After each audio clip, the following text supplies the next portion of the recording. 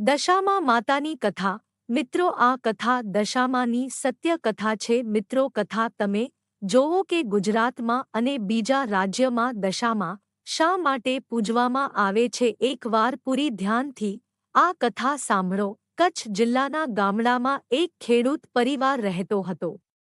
આ ખેડૂતના ઘરમાં કોક નિમિત્તે તહેવાર દરમિયાન તેઓ દશામા માતાની પૂજા કરવા માટે ભાવિની શ્રદ્ધા સાથે મંત્ર ઉચ્ચારે છે અને માતાને અનન્ય ભાવથી પ્રાર્થના કરે છે.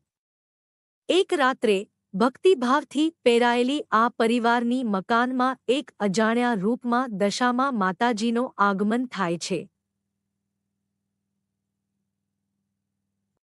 માતાજી આ પરિવારના કષ્ટોને દૂર કરવા અને તેમના ઘરનો કલ્યાણ કરવા માટે હાજર હોય છે.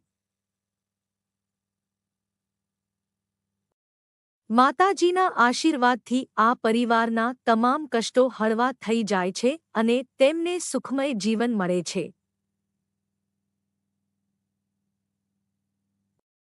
એક બીજા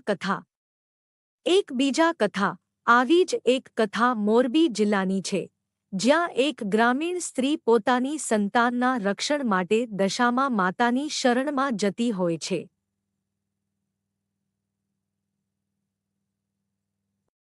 તે સ્ત્રી પોતાની સંતાનને ગુમાવી દેવાના ડરથી પીડાતી હોય છે અને સતત માતાની ભક્તિ કરે છે.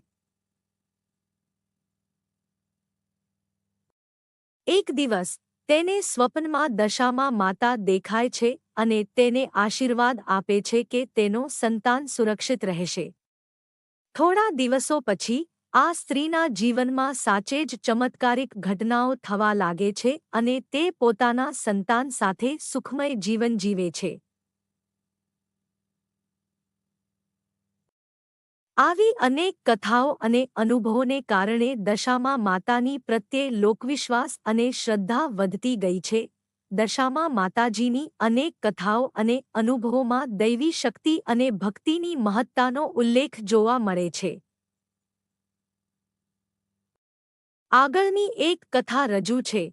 અનન્ય ભક્તિ અને ચમત્કાર. સૌરાષ્ટ્રના એક ગામમાં રામભાઈ નામના ખેડૂત પોતાના પરિવાર સાથે રહેતા હતા. તેઓ ખૂબ જ ગરીબ હતા અને રોજિંદી કષ્ટો અને મુશ્કેલીઓનો સામનો કરતા હતા. રામભાઈની પત્ની કસ્તુરબેન દશામા માતાજીની અત્યંત ભક્ત હતી.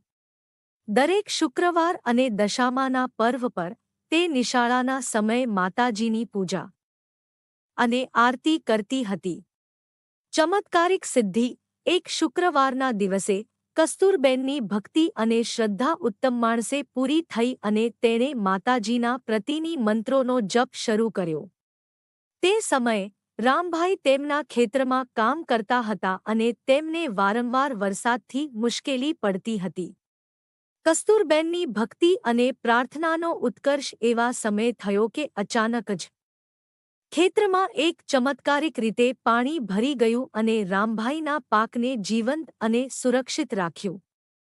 માતાજીની ઉપસ્થિતિ. રાત્રિના સમયે કસ્તુરબેનને સ્વપ્નમાં દશામા માતાજી દર્શન આપી અને કહ્યું, તારી ભક્તિથી હું પ્રસન્ન છું અને તારા પરિવારનું સુખમય જીવન નિશ્ચિત કરું છું. આ ઘટનાઓ બાદ રામભાઈના પરિવારને અનેક ચમત્કારિક લાભો મળ્યા અને તેમનું જીવન સુખમય બન્યું. નિષ્કર્ષ. આવા અનેક ચમત્કારો અને કથાઓ દશામા માતાજીની ભક્તિ અને શક્તિને ઉજાગર કરે છે. ગુજરાતમાં દશામા માતાજીની પ્રસિદ્ધિ આ રીતે ભક્તોની અનન્ય શ્રદ્ધા અને પ્રાર્થના દ્વારા વધતી ગઈ છે.